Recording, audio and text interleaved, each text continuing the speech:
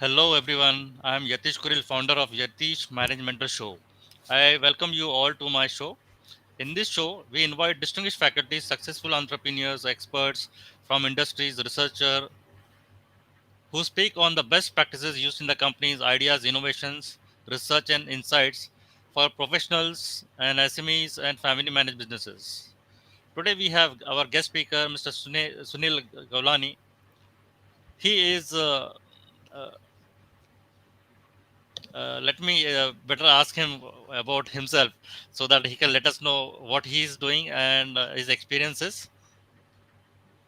Yes, Mr. Sunil Gavlani, Sure. welcome to our show. Thank you, Yatish. Good morning, everyone, and it's good to have you all on the show. And first of all, I must thank Yatish for inviting me to share with you on a very, very interesting and a needed topic in today's time. But before we get into the topic, as Yatish said, maybe I'll take a minute or so to tell you quickly about myself. I'm Sunil Gwalani, and I work as a leadership coach and a facilitator, which I have been doing for the last 21 years. Started this in 1999 after spending 15 years in the industry. That's advertising, product management, marketing. And in 96, I started on my own, managing a different enterprises of my own on corporate communication, technical writing. And in 99, ventured into training as well. Well, that's as far as my career is concerned. But before I started my career, I did post graduation in management and law, and post which got into the corporate world. As a person, I enjoy quizzing, I enjoy running, and I enjoy interacting with people. Well, I'm sure you're not here to know more about me, but this I'm sure is good enough. So let's begin and talk about what is leadership, or what is leadership in changing times or in today's times. But before we go there, let me quickly tell you, some of you are watching us on either YouTube, LinkedIn, or Facebook. You can put in your messages because we can't hear you, but you can put in your messages which you will get to see. And if you have any question at any stage, please feel free to put it down in the chat. We will get to see that here, and I will take those questions.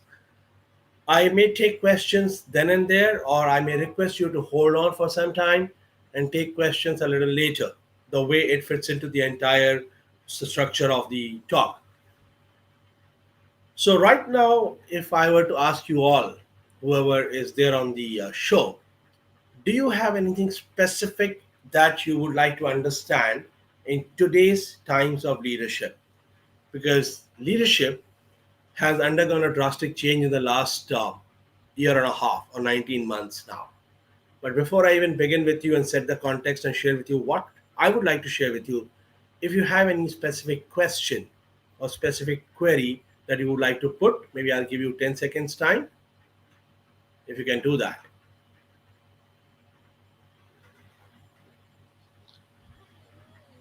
No one is there online now. Yeah. So do you want us to continue or wait? Yeah, continue. All right. So let me share with you what leadership is and what leadership in changing times is all about. Yatish, if you can display the presentation, please. Thank you. Well, leadership is very often a misused or an abused word, I would say.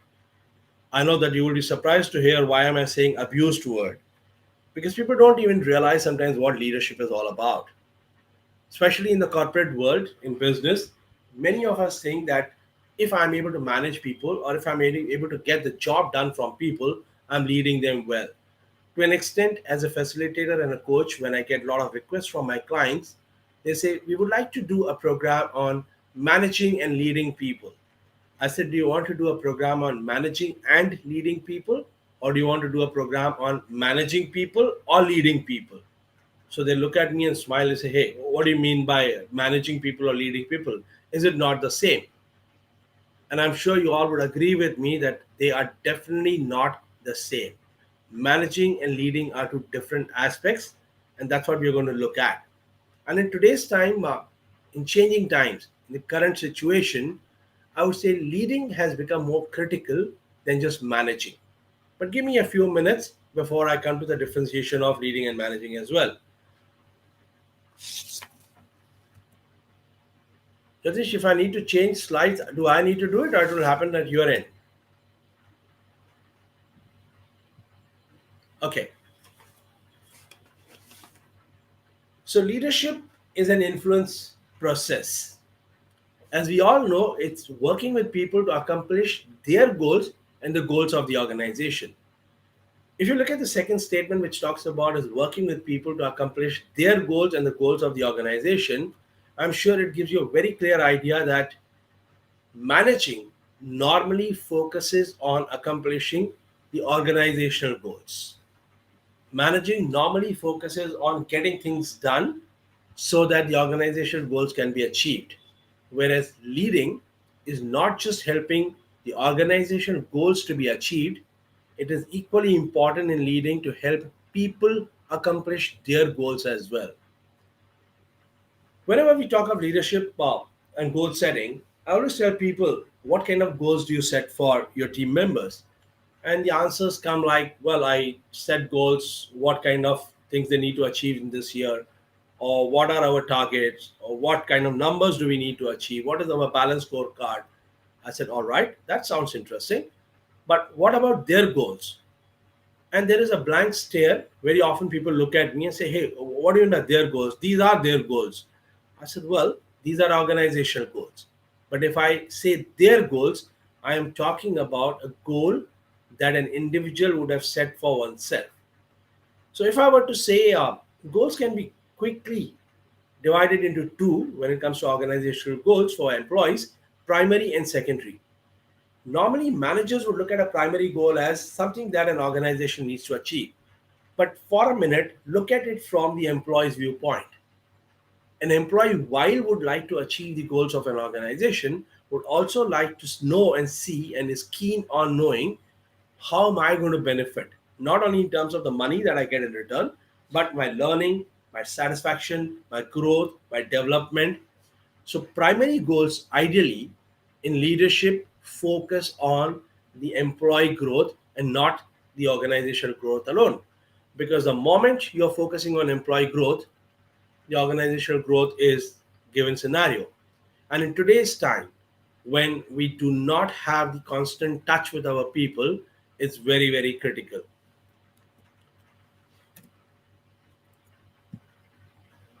Leadership is often seen as, well, I have a team. Many a times we get to hear when people say, but Sunil, I don't have a team, so whom do I lead? Leadership is not only when you have a team or when you have subordinates. Leadership simply can be defined, as you see here, as accomplishing change through the efforts of others.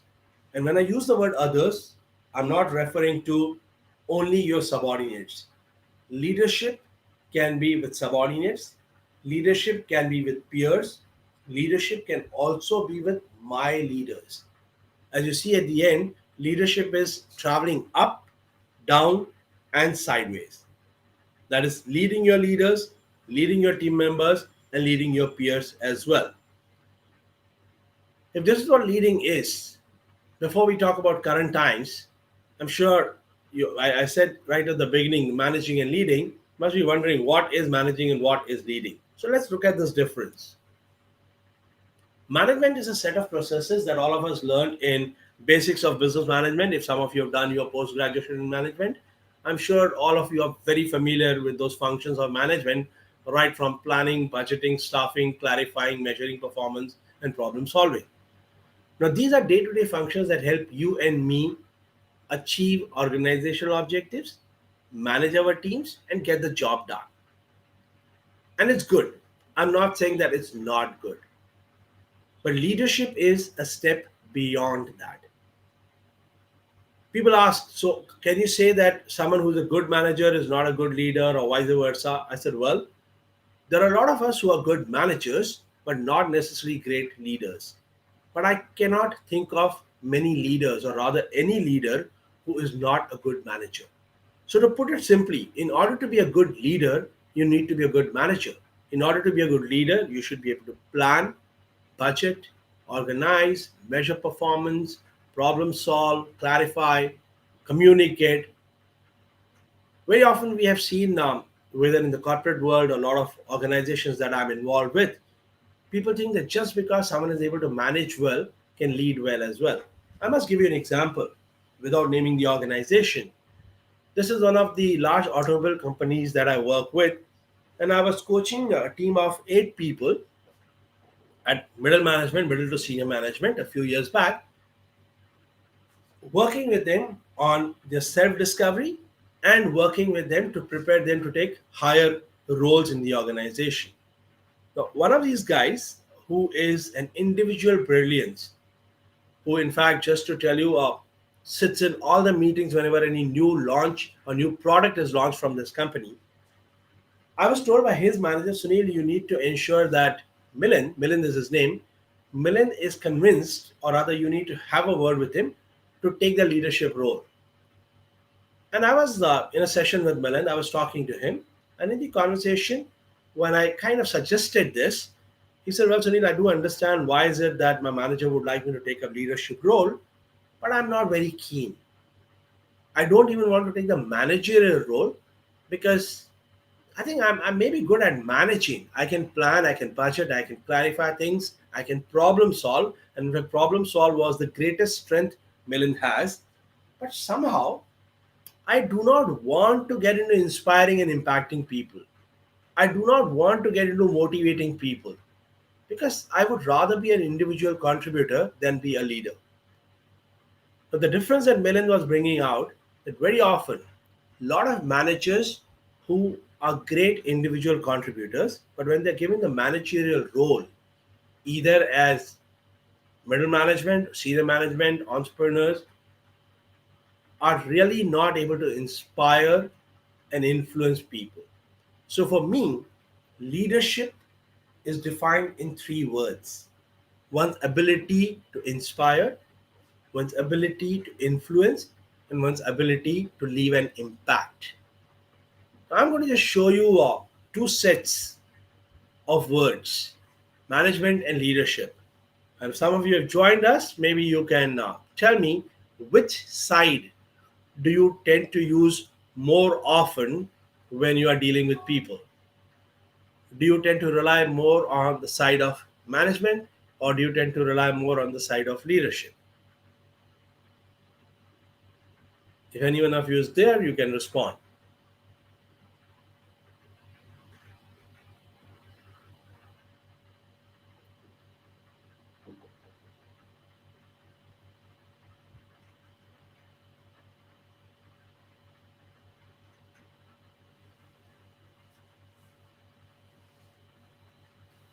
Well, as you see here, on the management side, some of the simple aspects that you get to see are restricting, controlling, molding, forcing, regimenting. Where on the leadership side, you see enabling, risking, releasing, enhancing, challenging, and whatnot. While this was very critical even earlier, but in the current times, in the changing times of the last 18 months, and we don't know for how long the similar situation is going to remain, and even if people get back to work, which has started, I'm sure all of us know it's going to be a hybrid model that's going to work. Hybrid model is where people will be working maybe a couple of days from the office and the remaining days from home. I'm sure some of you who are in businesses would have already realized that. In these kind of changing times when the interaction that a manager or a leader normally would have with team members on very regular basis has reduced, Indian management typically is focused more on managing rather than engaging, is focused more on controlling rather than empowering. And in today's times, changing times, it's become very, very important for us to move from managing to engaging and from controlling to empowering. Managing is you telling them what needs to be done. Engaging them would be to understand them more, to connect with them more, understand from them about their aspirations, and try to align their aspirations with business goals as well. I'm not saying that the business goals need to be aligned with their aspirations because that would not work in any organization. But their aspirations definitely need to be taken care of or need to be taken into account and ensure that their aspirations are aligned with business goals that we are talking about. Controlling. The classic examples, and I'm sure a lot of us have heard this in the organization. If there are 4 or 5 people standing in the corridor or walking somewhere, laughing and chatting, when suddenly the manager walks in from the other direction, more often than not, if not always, you would see these 4 or 5 people suddenly going quiet. If there was a lot of laughter happening, they would go quiet. And I've always asked this question to employees and managers alike: why? No, no, no, no. Employees say, because, Sunil, if I keep on laughing, my manager would think that I'm not very serious about my work. And when I ask managers this question, so well, sometimes we feel people are just whiling away their time and not really doing what they're expected to do. And that particular aspect makes a lot of managers in India and other countries as well. I have worked in many other countries. I've trained people in Europe, trained people extensively in the Far East, including China, Korea, Vietnam, Hong Kong, Singapore, Dubai. And when we talk to people there also, the normal fear is, I need to be seen as very serious. I need to be seen as somebody who is very businesslike. And that normally happens because managers in general in a country like India or Asian subcontinent focus more on controlling than empowering. But in today's time, when you as a manager or a leader can neither manage every minute of the day because the distances are huge, you're not able to see them what they are doing every minute. You cannot control them because they are physically distant from you. I think the trick is in moving from managing to engaging and from controlling to empowering. Let's take this journey ahead and see what is it that we can do in order to do that. As I said, different times need different approaches. There are 4 key areas I'm going to talk about which would help us lead in today's time. The first being empathizing and building connection. The second, building trust. The third, dealing with ambiguity. And the fourth, and a very critical one, communicating openly. I'm sure all of us are familiar with the word empathy. We use the word empathy very often. Of course, sometimes some people get confused between the word empathy and sympathy. Well, sympathy is a feeling of feeling sad for someone.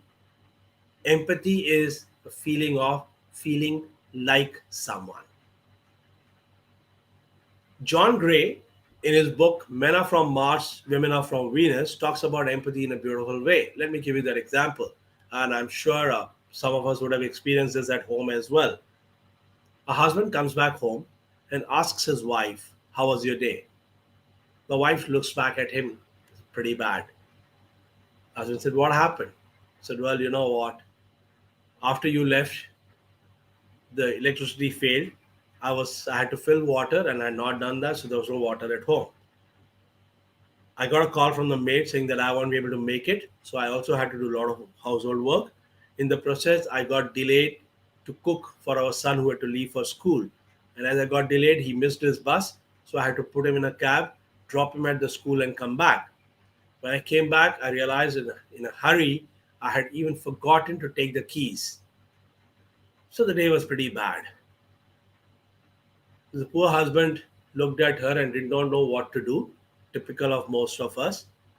And he just looked at her. He said, "But you know what? I have already told you that this maid has been taking a lot of chuttis. You should change her." And the immediate response from the wife was, "So, well, I did not ask for a solution. You asked me a question, how was my day? And I shared with you how my day was. But did you even try to understand what I went through or what I felt during the day?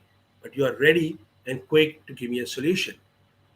Now, empathy is the ability sometimes to go quiet. Empathy is the ability to not just focus on what the other person said, but also what the other person would not have said. That is unspoken words, the person's nonverbal communication. If I were to share with you about empathy, and a lot has been talked about empathy, empathy can actually be talked, in divided into 3 ways: cognitive, emotional, and empathic. When I say cognitive empathy, it is the ability to understand the other person's perspective. Let me give you the work example. Say you have a team member who comes from one of the top institutes, maybe an IIT or an IIM. If not IIM, maybe there's second run colleges, and he's good, knows the job well, does pretty well. But one fine day, this person walks up to you and is lost, totally lost, and looks at you and said, "Well, Yatish, I don't know how do I handle this particular task that you have told me."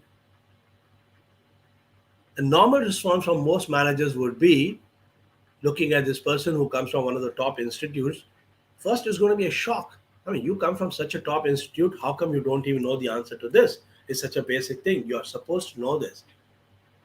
Two, you may also get a little upset. It may happen to some people. They may also get a little upset and respond in a very, very negative manner. He said, I mean, don't tell me you don't even know this. What did they teach you in your management school? I think you wasted your 2 years or whatever time you spent in your management school. Cognitive empathy is the ability to understand the other person's perspective. Now, while your expectation from this person is that he's supposed to know all this, the reality is he doesn't. And he has gathered all the courage and come and told you that, well, I don't know.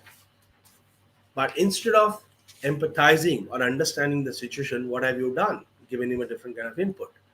A little later in communicating openly, we will also talk about in today's time how it has become very critical to communicate, keeping in mind emotional intelligence. So, while that is cognitive empathy, emotional empathy is the ability to physically feel what another person feels. Now, this is actually a pretty higher degree of empathizing. In the last 18 months of working from home, I'm sure a lot of us have experienced these kind of situations where while we were on a call with a team member or an associate, there may have been some disturbances from either side. Could be from our side, could be from the other person's side.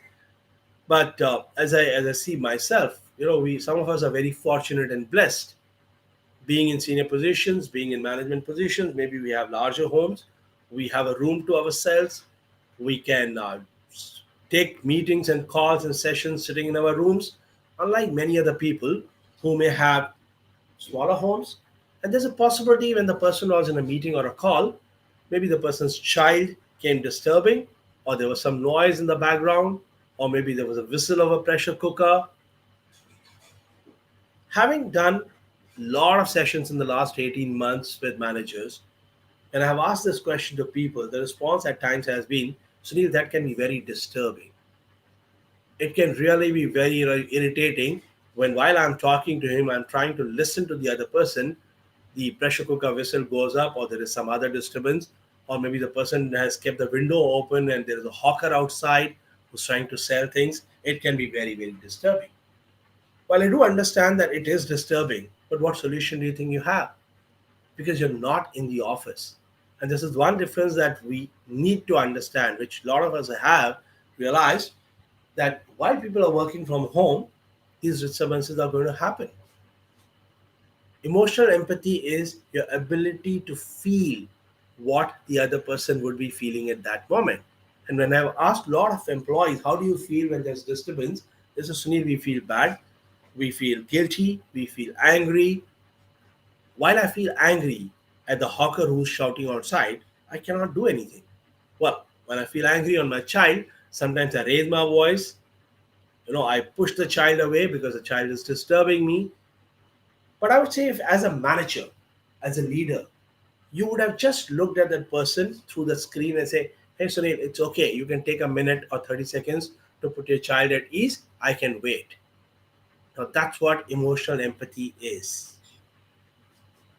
But most of us, whether it's paucity of time or the way we are used to dealing with people at the workplace, would not even think about it. Now, I'm suddenly reminded of this interesting video that was doing rounds of WhatsApp a few months back, whereas a young boy was working from home and his grandmother was walking behind his chair. And he was getting very irritated. To an extent, his boss also said, there is something, some movement in the background.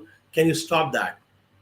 And the grandmother happened to listen to that statement from the boss. And she came in front of the screen, looked at the screen, looked at the boss, and said, Sir, I just want to tell you something. I haven't come to your office to disturb you. You have come to my home, so if you're getting disturbed, please learn to live with it. Well, please learn to live with it are my additional words. But what we're talking about is in today's time when people are working from home, as leaders, it's important for us to know that the situation is not exactly what it used to be earlier, and we need to deal with them differently. And then, of course, is empathy concern, which is the ability to sense what another needs from you.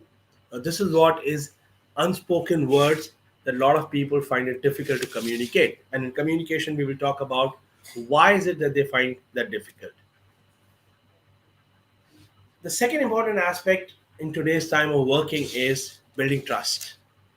Building trust from both sides, from leader to team members and team members to leaders. I was at my sister's place a few months back, and my niece, who works with a corporate communication firm, was in a meeting.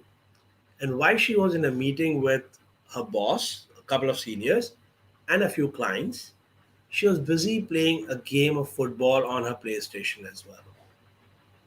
And I looked at her after she finished the call. I said, "Tell me, how could you focus on the meeting as well?" So anyway, I didn't have to contribute anything in the meeting. I just had to listen to it. So I did not really bother much about it, and I was kind of taking a break while playing the game. Now, while in this case, maybe she was not really needed, but I asked her a question. If you were to be in the office, in a conference room, with your manager and a client, do you think you would have been able to play a game on your mobile? You may have looked at your mobile once in a while, but I'm sure you wouldn't have started playing a game. Actions like these sometimes make people distrust others. And one of the things that I've heard a lot in these 18 months or 19 months now, from managers especially, saying that I don't know whether my people are fully doing their work or not. And the result of that, friends, has been an extremely unfortunate thing where people or managers have started calling their team members saying, "You need to be logged in, you need to be doing this. I can call you at 10 o'clock, 11 o'clock, you know, to finish the work because work needs to be completed," which was not the case earlier. Now, building trust is a long term perspective. Building trust is based on the effort that you and I take. Let me just share with you certain factors that help us build trust with our employees and vice versa. These are known as ABCD of building trust as well. The ability, the believability, being connected, and being dependable. Now, when I talk about being able, trust gets built only when the other person is able to show that he or she is competent and focuses on results and brings out the effectiveness to the fore.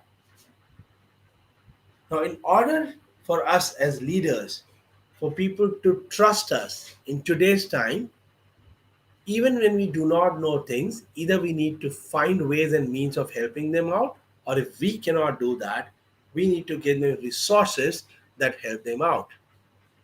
We need to focus on results. But I really don't see any point if, as a leader, I tell my team members that you need to be logged in for 9 hours.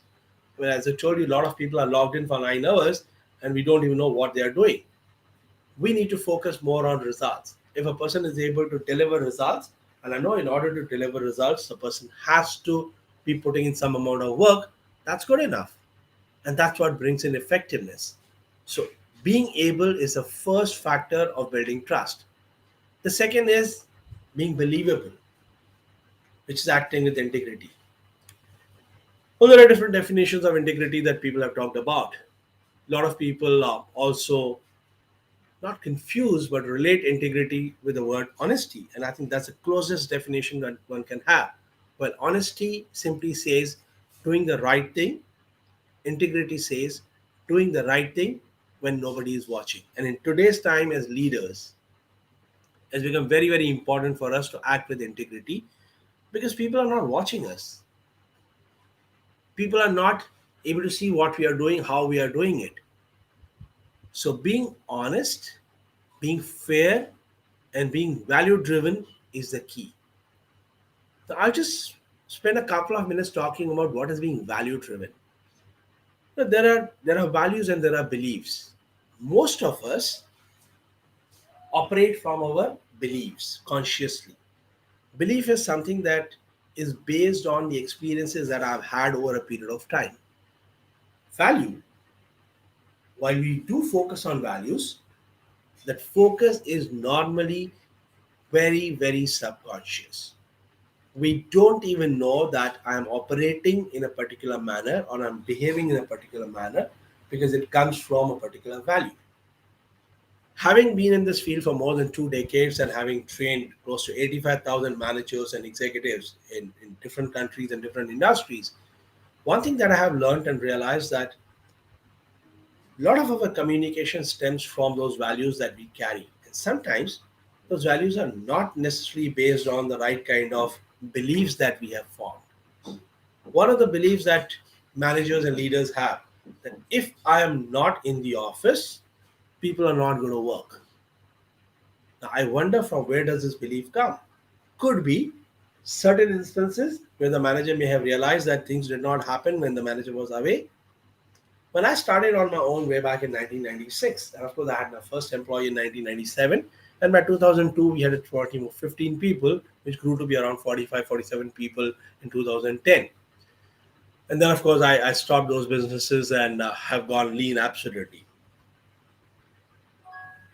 Till 2002, my wife and I, who were partners in this business, couldn't, or rather would be very uncomfortable going on leave. There are multiple reasons. Business was growing. We were not sure whether the teams will be able to handle things on their own. But somewhere in 2001, not 2002, 2001, we realized that way we will never be able to take a break. So we said the best thing is just tell people what they're expected to do and maybe tell them that we are going to be in a place where even the phone may not be available because we were anyway going to the mountains where the network would have been patchy. And that's exactly what we did. But in order to do that, we had to somewhere work with our assumptions, which were that if we are not there, people either may not be able to manage things or may not do things well because the boss is not around. But let me tell you honestly, my people surprised me. They actually ended up doing, I mean, if I can say, maybe a little better because a little bit of control that I would have otherwise was also missing. And when that control was missing, they were more comfortable. Only thing they would do is around 6:30 in the evening, they would call me when I generally be back in the hotel and there was a fairly good network there. They would call me and tell me, Sunil, what happened during the day if there was something important for me to know.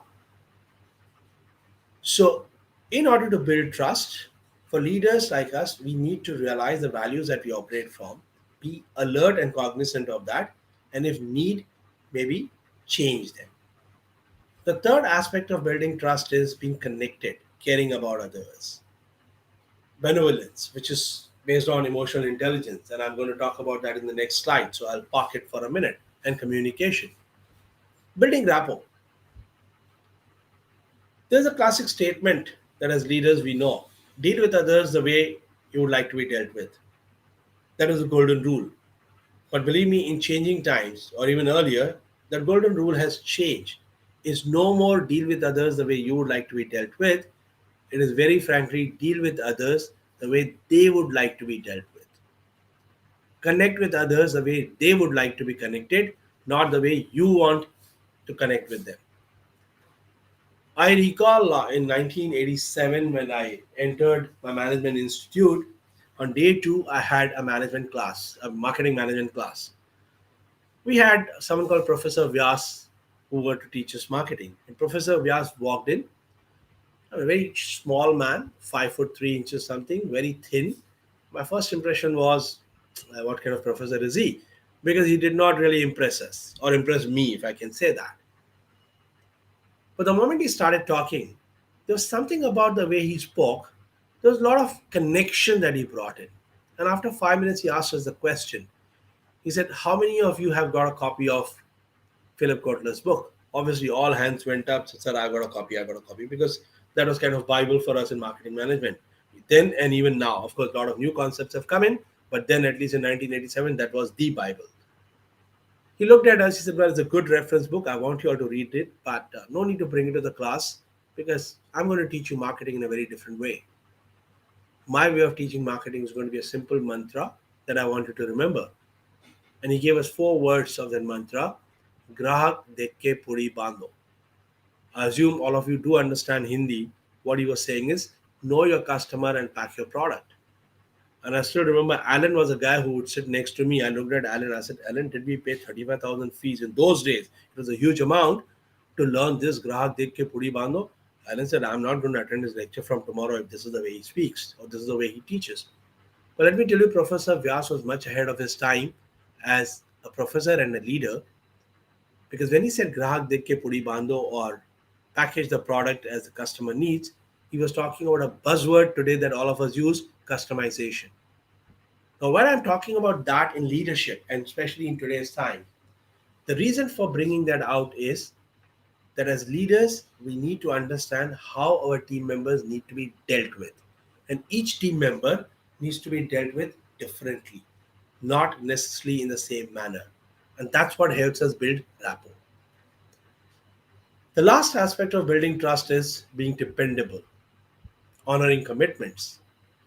You need to be reliable, you need to be accountable, and you need to be responsive. Accountability is another word that, as leaders, has become very critical in today's time.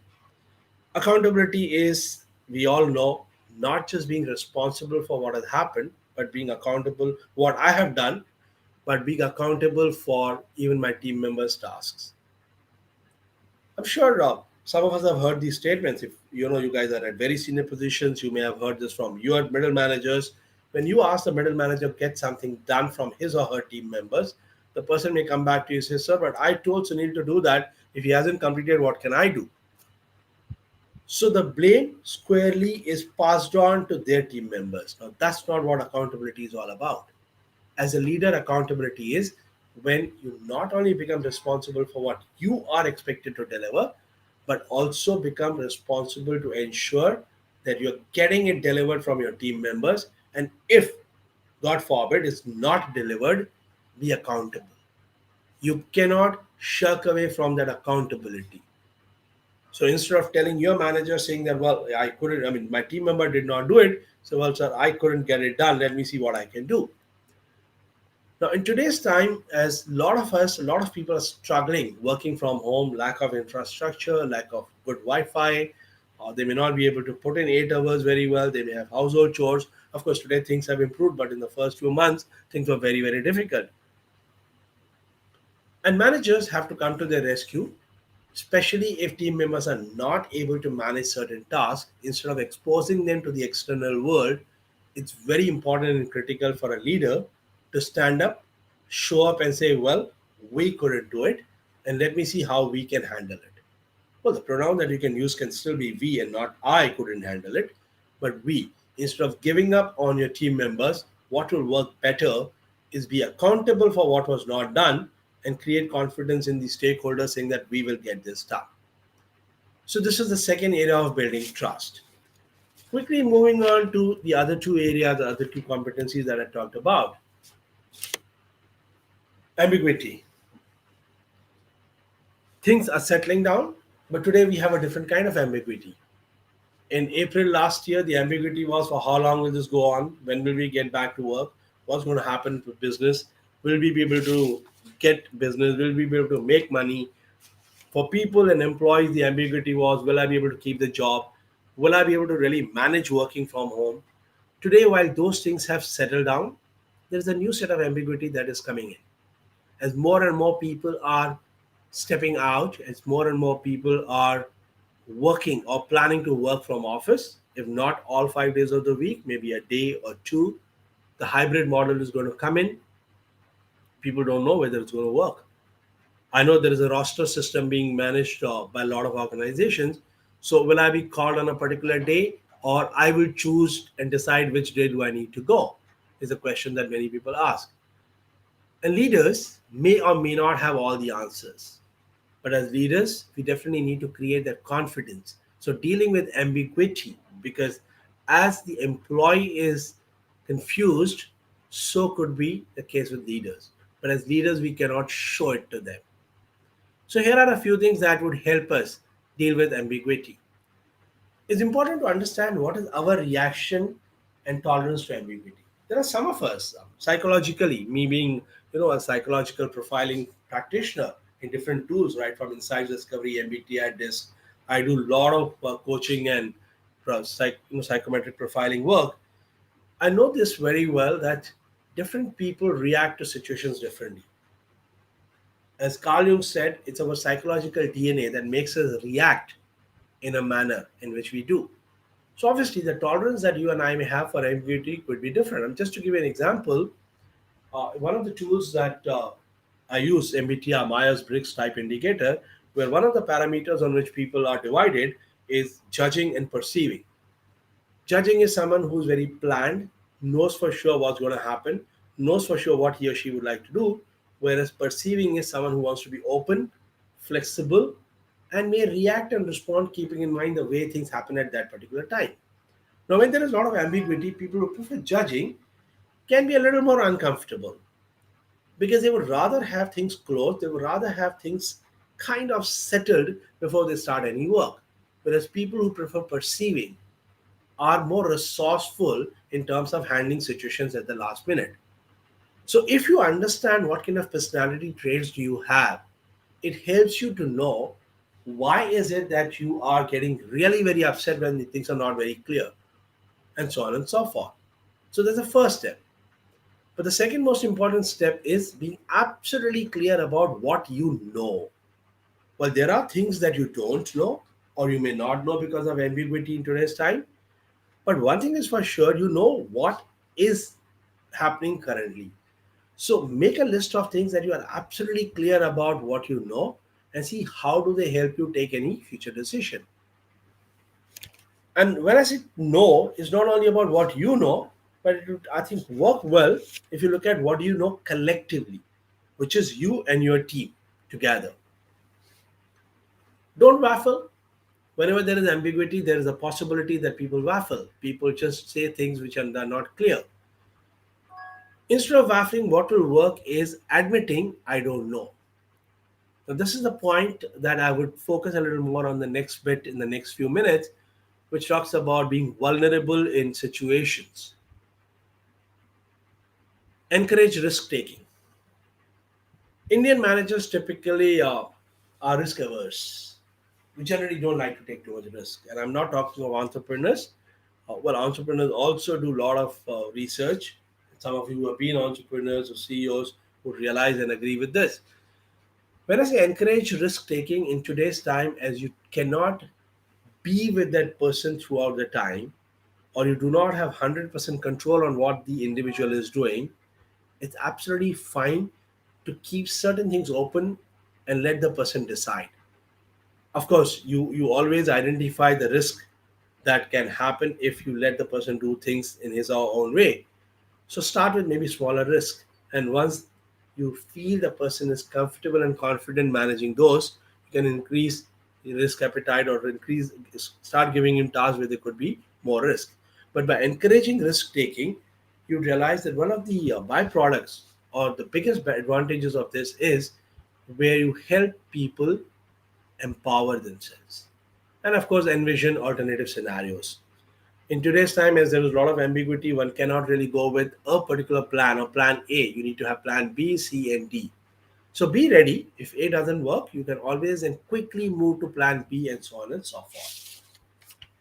Well, moving on to the last bit, which is actually the sum total of lot that we have talked about in the last 35 or 40 minutes. Communicating openly. In fact, this can be a subject for 2 days. These 5 or 6 points that you see on screen, it can take 2 days for me to talk about. But I'm going to keep it absolutely brief, and then if there are some questions you would like to have, I would like to take them on. In today's time, being transparent is very critical. People want information, the right information. They may not know what's happening. A lot of decisions that top managements are taking may not reach people at the lower levels. And some of us, as middle managers, will definitely be in the know of what the top management is talking about. Share information with people, any information that helps them, and even information which may not help them fully, but makes them feel good by knowing it. I'm sure I need not tell you, it's needless to say that any information that you believe is confidential or can create problems if you communicate that to your team members needs to be avoided. That's absolutely fine. But being transparent is being able to share information with them that you believe will help them. Being emotionally honest. Now, for the paucity of time, I would just talk about very briefly. As we all understand, emotional intelligence simply is the ability to identify one's emotions and ability to respect the other person's emotions. I give you an example of when people are working from home and if there is some disturbance. A lot of us as managers and leaders have got upset. It's not very easy for the team member to say, "Sir, there's some disturbance around my place," and it needs a lot of courage. Or I'll give you another example of one of your team members who's from one of the premium institutes comes to you and talks about his or her ignorance. I don't know something. Now these are emotions that are difficult to express. Emotion of helplessness, emotion of ignorance, emotion of guilt. Emotional intelligence simply talks about that when someone else is expressing those emotions, what is our reaction and response? Emotional honesty says at least validate that emotion. Validating is not necessarily accepting it fully. Validating is listening to that. Let me just give you an example. The same example that I talked about earlier.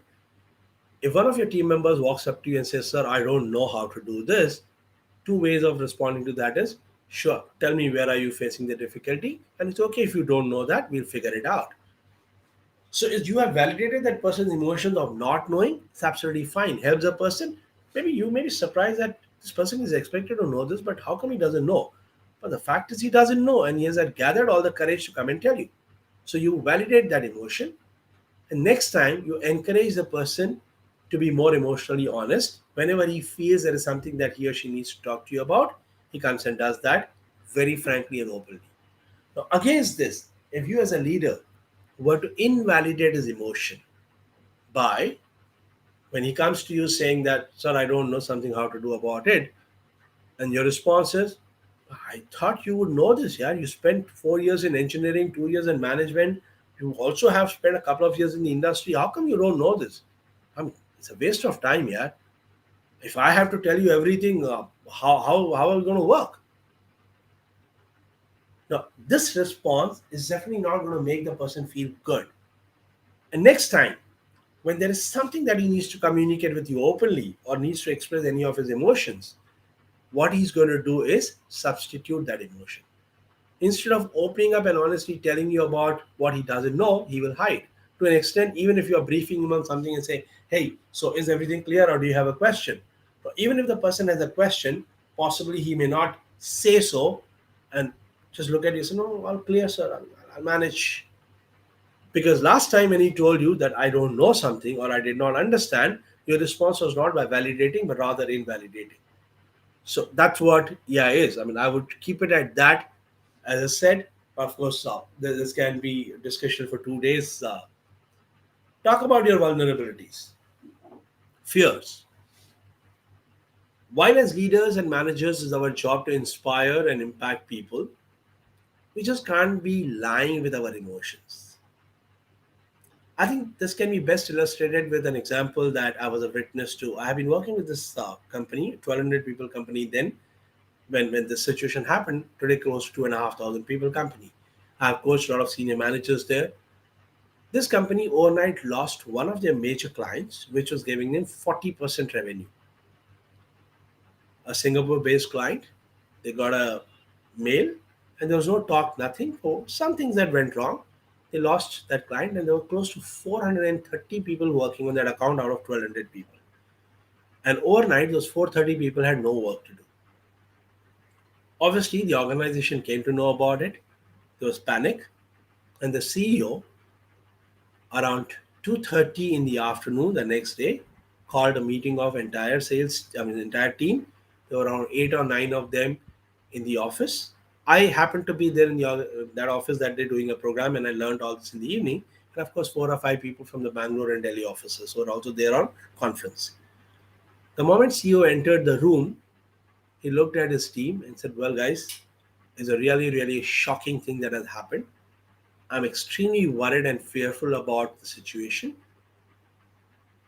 The moment he said, "I'm worried and fearful about the situation," there were a lot of people looked at him and said, "What is he talking about?" We expected our CEO to be bold, brave, and say, "No worries, we will handle the situation."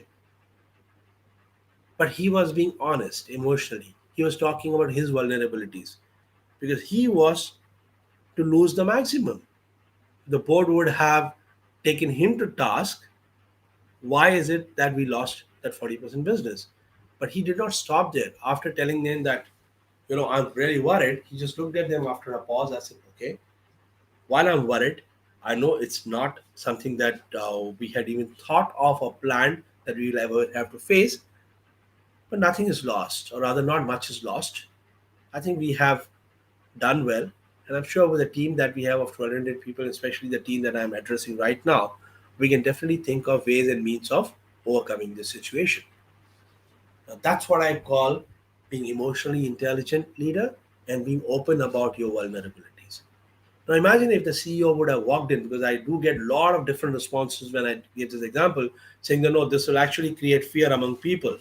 I said yes, but the fear is going to remain with them for 2 minutes, because after that the CEO is anyway telling them what do we do.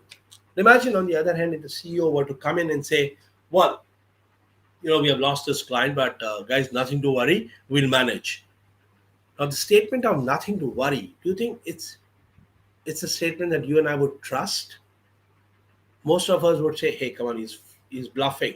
I mean, we have lost 40% of our business, and this person is saying nothing to worry about." There's a lot to worry about. Maybe 430 people may end up losing their jobs, or they will go on the bench with half the salary and whatnot. So that's what is being open about communication. And of course, the last two things about listening with intent to understand, not just to respond, and being patient while answering queries. So if I were to conclude, I would just share a few of these aspects with you. That in today's time, the focus of leading should move from managing to engaging, and from controlling to empowering. Now, what is it that we need to do in order to empower?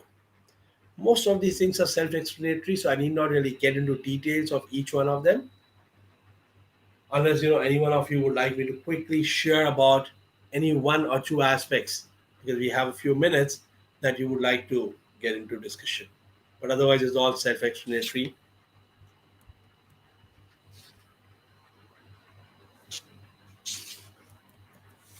Well, just to conclude, I would say that change, as someone rightly said, is the only constant. Times will keep on changing. 18 months back or 19 months back, we all went through a huge change as leaders, where we didn't know how are we going to manage our teams distant, how are we going to control them, how are we going to engage with them. But I think we have done fairly well. So here is a statement that I was reading about a few days back, a few months back, that we need to be thankful for the hard times in life and not try to look at them as bad things, but as opportunities to grow and learn. Because I know, having spoken with thousands of people in these 19 months itself, the learning that we have had in these 19 months, I mean, for me personally, a lot of learning that I have gone through, it is just amazing. But yes, initially it did create a bit of disturbance, because any change brings with it some kind of apprehensions, fears, disturbance. It's a question of how much do we persevere, how much do we stick with that. So as leaders, we need to do that and ensure that we walk the talk in front of our team members to help them do the same. So thank you very much, friends. I'm sure the small talk would have given you some inputs. But if Yatish is okay, he can. If anyone of you would like to connect with me, Yatish can help you connect with me, and then we can always take this forward. Thank you very much, Yatish. Over to you. Yeah, thank you, Sunil. It was a very wonderful speech today. You gave us a very good insights, and I hope the people who are watching us will get benefited and try to implement in their day-to-day activities and towards excellence. So I hope that you gave us on sessions on today, like on you talked about leadership, you talked on major versus manager versus leaders, then leadership competencies in current times, then moving from controlling to empowering, from managing to engaging, as well as communication. I hope this was a very wonderful session today. And further, I would like to thank you for coming to my show and giving us this wonderful speech. And I hope in future we will invite you to talk on some other topics. Sure. That's all I can say. That Thanks, Yatish. yeah, Thank you very yeah. much. Thank you, thank you. Thanks.